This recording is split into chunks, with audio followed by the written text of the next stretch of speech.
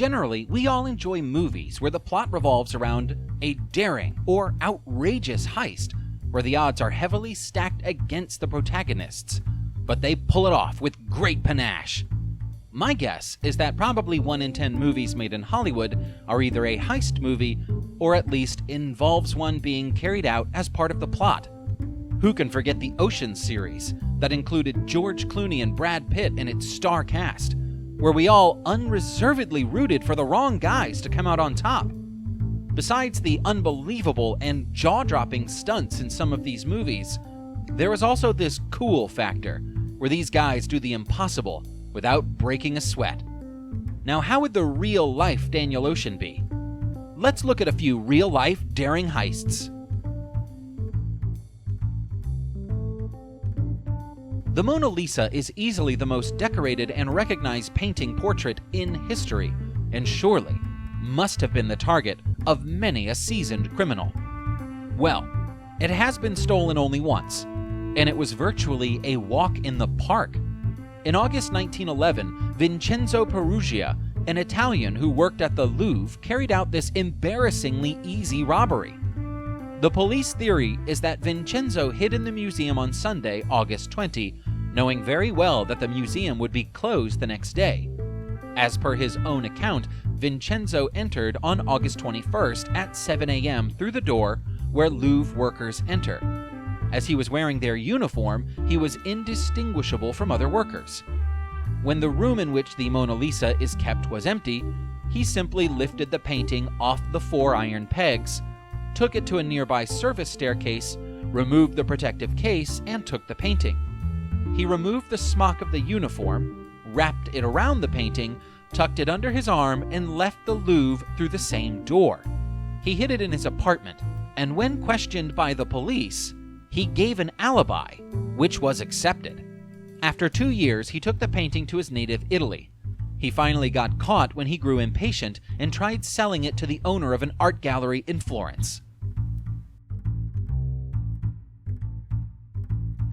Some of Mexico's most treasured pre-Columbian artifacts were stolen from the Natural Museum of Anthropology on Christmas Eve in 1985. 140 objects made of gold, jade, and turquoise, crafted by the Mayas, Aztecs, Mixtecs, and Zapotecs before the Spanish conquest of Mexico, were discovered missing on Christmas morning. They had been in 7 glass cases in 3 of the museum's galleries on the first floor and in a basement exhibition area.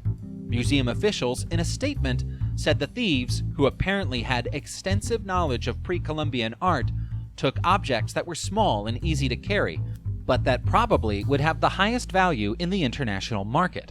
Museum officials said the museum had no electronic alarm system and had 8 guards and a captain who patrolled the 3 floors of the building. The officials said that every 2 hours a guard was supposed to pass through every area of the museum. It was a mystery as to how the thieves avoided the guards. The removal of the artifacts from these cases was easy, since the cases were not locked and did not have alarms. All but 13 of the artifacts were recovered more than 3 years later, and arrested one of the 2 men who carried out the heist. Apparently, they entered the premises through an air conditioning duct.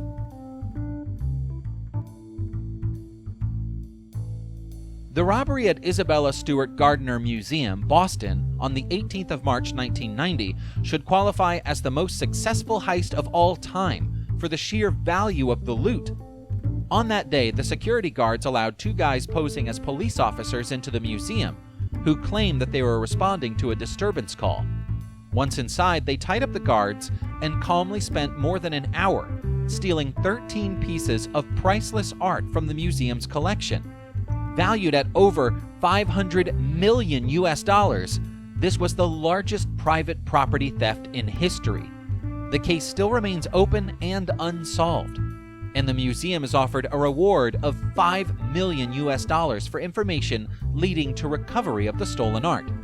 Some experts were puzzled at the choice of paintings, as some other artwork they did not take were more valuable. Among the paintings stolen were The Concert by Vermeer, valued at $200 million US, and Rembrandt's The Storm on the Sea of Galilee. According to the FBI, The stolen art was offered for sale in Philadelphia in the early 2000s. The FBI believes the thieves to be part of a larger Mid-Atlantic and New England gang.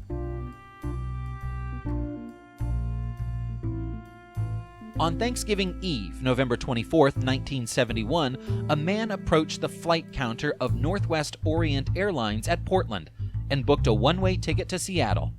He identified himself as Dan Cooper.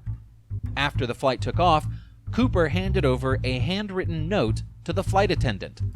When the attendant put it in her purse for reading later, Cooper gently leaned forward and told her to read it right away, since he had a bomb. He even showed what looked like a bomb to the flight attendant in his briefcase.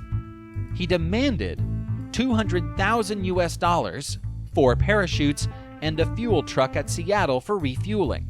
The flight attendant described him as a calm, polite, and well-spoken individual, and not the stereotypical angry criminal. At 5:24 p.m., Cooper was informed that his demands were met by the authorities, and at 5:39 p.m., the flight landed at Seattle. After the money was delivered to the airplane, Cooper allowed all passengers to alight. After refueling, the flight took off again at 7:40 p.m. At around 8 p.m., he presumably used the parachute and left the plane as a warning flashed in the cockpit that the aft air star apparatus had been activated. Despite a massive manhunt, Cooper was never found thereafter, and the FBI finally closed the case in July 2016. On August 6, 2005, a gang of burglars tunneled into a Banco Central branch at Fortaleza, Brazil, and removed 5 containers of 50 real notes, amounting to around 165 million real, equivalent to $71 million US on that date. 3 months before the burglary, the robbers rented a property in the center of the city and tunneled 78 meters beneath 2 city blocks to the bank. The gang renovated the property and put up a sign indicating that they were a landscaping company, selling plants and grass. Neighbors saw van loads of soil being removed daily, but assumed this to be normal in their line of business. The tunnel, running 4 meters below the surface, was well constructed.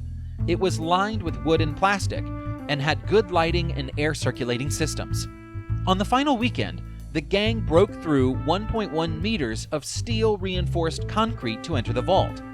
Obviously, a lot of time and effort would have been required to remove and transport the money, which was equivalent of 5 tons in weight.